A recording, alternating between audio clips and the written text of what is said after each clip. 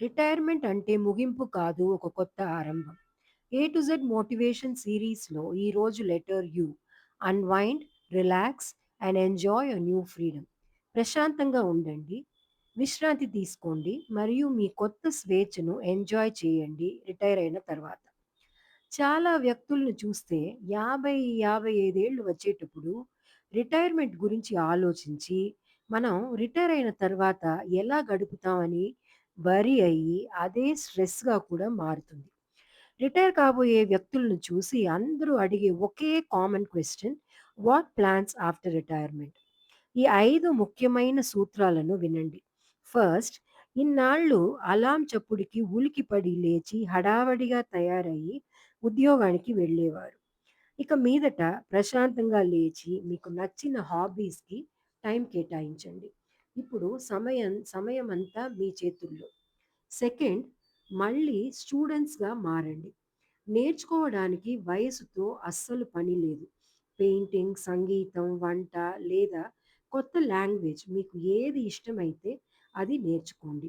Book reading habit అలవాటున్న వాళ్ళు మంచి books చదవండి. మెదడుకి పదును పెట్టడానికి బ్రెయిన్ గేమ్స్, సుడోకు లాంటివి, word games, word puzzles, hang man, Scrabble లాంటివి ప్రయత్నించండి. థర్డ్, ఉద్యోగ స్ట్రెస్‌లో మీ శరీరాన్ని నిర్లక్ష్యం చేసి ఉంటారు.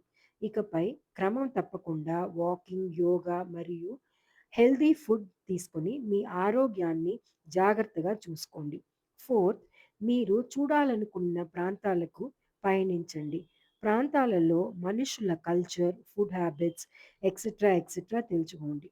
వీటిపై మీ ప్రయాణ అనుభవాలను ఇంట్రెస్ట్ ఉంటే బ్లాగ్ లేదా వ్లాగ్ రూపంలో పంచుకోండి.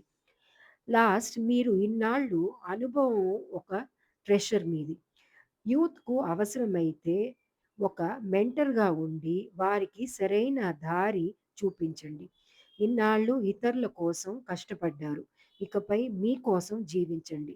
మీ ఫ్రెండ్స్‌తో, కుటుంబంతో, మనవడు, మనవరాళ్ళతో గడుపుతూ ఈ గోల్డెన్ ఇయర్స్‌ని హ్యాపీగా ఎంజాయ్ చేయండి. You are your own boss. Happy retirement. మీ సెకండ్ ఇన్నింగ్స్ అదిరిపోవాలి. ఇలాంటి మోటివేషనల్ వీడియోస్‌కి like, share, comment and subscribe చేయండి ఫ్రెండ్స్.